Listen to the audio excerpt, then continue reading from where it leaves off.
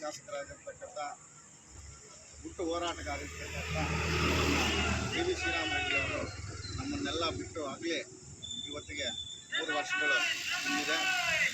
ನಮ್ಮ ಟಿ.ವಿ.ಎಸ್ ನಮ್ಮ ಬಾಗೇಪಲ್ಲಿ ಕ್ಷೇತ್ರದಲ್ಲಿ 2 ಬಾರಿ ಶಾಸಕರಾಗಿದ್ದಾರೆ. 2 ಬಾರಿ ಆಗಿದ್ದರೂ ಕೂಡ ಅವರಿಗೆ ಅವಕಾಶ ಸಿಕ್ಕಿದ್ದು 8 ವರ್ಷನೇ.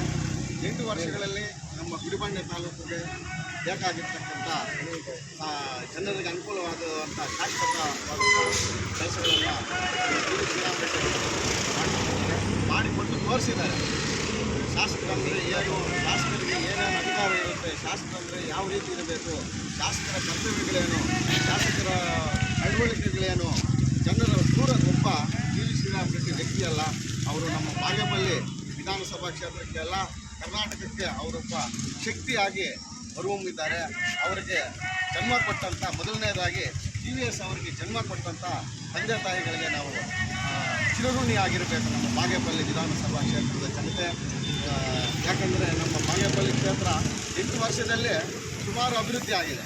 ಅವರಿಗೆ ಸಿಕ್ಕಿದ್ದು ಬರೀ 2 ವರ್ಷದಲ್ಲಿ 8 ವರ್ಷನೇ ಆ ಅವಧಿಯಲ್ಲಿ ಅವರ ಕ್ಷೇತ್ರದ ಜನ ಮತ್ತೆ ಅವರ ಋಣ ತೀರಿಸಿಕೊಳ್ಳಲು ಆಗಲಿಲ್ಲ.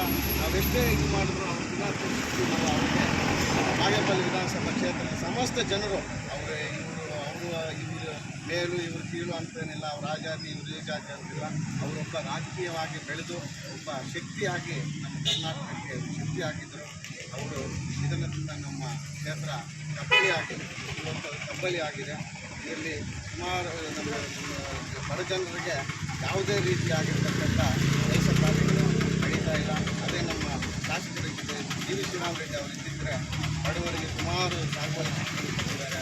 ಆಸ್ಪತ್ರೆ ಇರ್ಬೋದು, ನಮ್ಮ ಗುಡಿಬಂಡೆಯಲ್ಲಿ ನ್ಯಾಯಾಲಯ ಸುಸಜ್ಜಿತ. ಇವತ್ತು ಕೋರ್ಟ್ ಇದೆ ಅಂತಂದರೆ, ಕೋರ್ಟ್ ಆಗಿದೆ ಅಂದರೆ ನಮ್ಮ ಬಾಗೇಪಲ್ಲಿ ವಿಧಾನಸಭಾ ಕ್ಷೇತ್ರ ಗುಡಿಬಂಡೆಯಲ್ಲಿ ಅದು ಡಿ ವಿ ಶ್ರೀರಾಮ್ ರೆಡ್ಡಿ ಅವರು ಡಿಗ್ರಿ ಕಾಲೇಜ್ ಆಗಿರ್ಬೋದು, ಐ.ಟಿ.ಐ ಕಾಲೇಜ್ ಆಗಿರ್ಬೋದು, ಯಾವುದೇ ತರಹದ ಬಸ್ ನಿಲ್ದಾಣ ಆಗಿರ್ಬೋದು, ತಾಲೂಕು ಕಚೇರಿ ಆಗಿರ್ಬೋದು, ಒಂದಲ್ಲ ಎರಡಲ್ಲ ಇದೆ. ಇವತ್ತು ಅವರನ್ನು ಕಳ್ಕೊಂಡು ನಾವು ಇವತ್ತು ಹೋದ್ಮೇಲೆ ಗೊತ್ತಾಗಿದೆ ಈಗ ಬಾಗೇಪಲ್ಲಿ ಜನತೆಗೆ ಡಿ ವಿ ಶ್ರೀರಾಮ್ ರೆಡ್ಡಿ ಅವರು ಅಂದರೆ ಏನು ಅಂತೇಳಿ. ಅವರು ಒಬ್ಬ ಮಹಾನ್